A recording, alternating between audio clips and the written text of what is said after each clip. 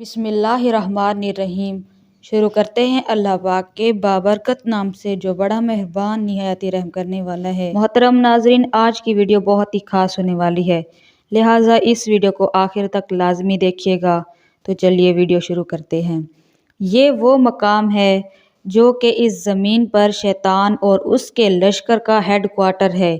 इन मीनारों के ज़रिए पूरी दुनिया में बदी को कैसे आम किया जाता है और कदीम कौमें इस मीनार को मुक़द्दस क्यों समझती हैं और हिटलर की नाज़ी फ़ौज इन मीनारों की तलाश क्यों कर रहे हैं।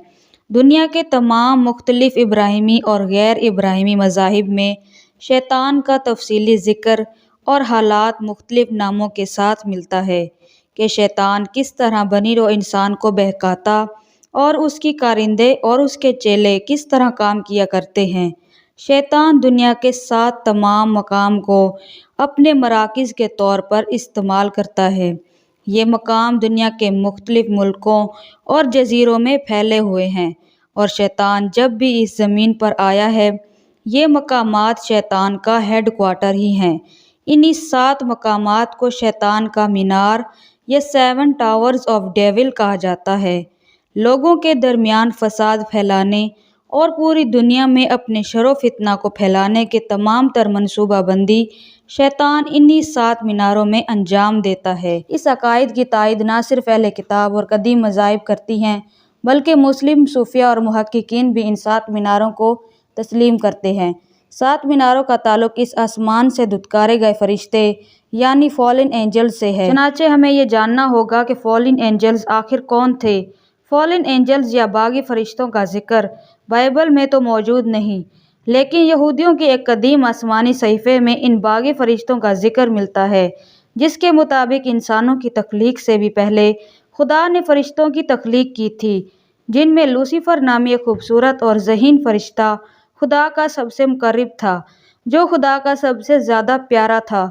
लूसीफर तमाम फरिश्तों का सरदार था और उसके पास बेपनाह अलूम भी थे। जल्द ही लूसीफर अपने इल्म और ताकत पर गरूर व तकब्बुर कर बैठा, लिहाजा वो खुद को खुदा से बरतर कहने लगा और वो अपने तख्त को खुदा के तख्त से भी बड़ा करना चाहता था। वो खुद की बड़ाई चाहता था। लूसीफर ने दूसरे फरिश्तों को भी खुदा के खिलाफ बगावत करने पर उकसाया, लिहाजा कुछ फरिश्तों ने लूसीफर की बात मान ली और उसके साथ हो गए। तब उन्हें खुदा की बादशाहत से निकाल कर उन्हें ज़मीन पर गिरा दिया गया और इसी वजह से वो गिराए हुए फरिश्ते कहलाने लगे। ज़मीन पर इंसानों का निगरान यानी कि वॉचर्स बनाकर भेजा गया था, लेकिन वो इंसानी औरत के फितने में मुब्तला हो गए। कुछ लोग ये अकीदा रखते हैं कि ये बागी मखलूक फरिश्ते थे, लेकिन इस्लामी अकायद इसे बातिल करार देती है, क्योंकि फरिश्ते कभी सरकशी और नाफरमानी नहीं करते। अलबत्ता अगर इस वाक़े को हकीकी मानवी लिया जाए तो वो गिराए गए मखलूक जन्नात या इबलीस और उसके साथी को करार दिया जा सकता है।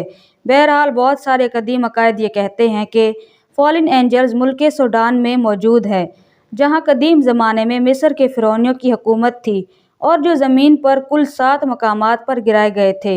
और ये वही 7 मकामात हैं जिसे शैतान अपने तौर पर इस्तेमाल किया करता है।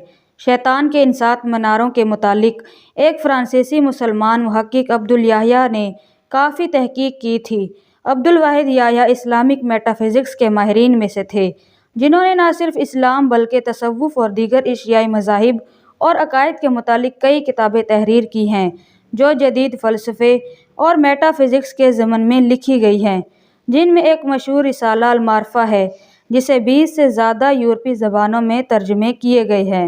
अब्दुल वाहिद याह्या ने अपनी तमाम ज़िंदगी शैतान के इस 7 मीनारों की तलाश और तहकीक में सर्फ कर दी। अब्दुल वाहिद याह्या ने इन 7 मीनारों के मुतालिक तफसीली चीज़ें लिखी हैं और साथ साथ इन मकामात की निशानदही भी कर दी है जहाँ वो मीनार मौजूद है। अब्दुल वाहिद के मुताबिक शैतान का पहला मीनार मिस्र में मौजूद है, जहाँ कदीम ज़माने में मिस्र के फ़िरौनियों की हुकूमत थी, और दूसरा मीनार सिर्फ यहूद व नसारा के सहीफ़ों में ही मौजूद नहीं, बल्कि एक कदीम मशरकी मज़ाहिब में भी इसका तज़किरा मिलता है, जिसे यजीदी मज़हब के नाम से जाना जाता है।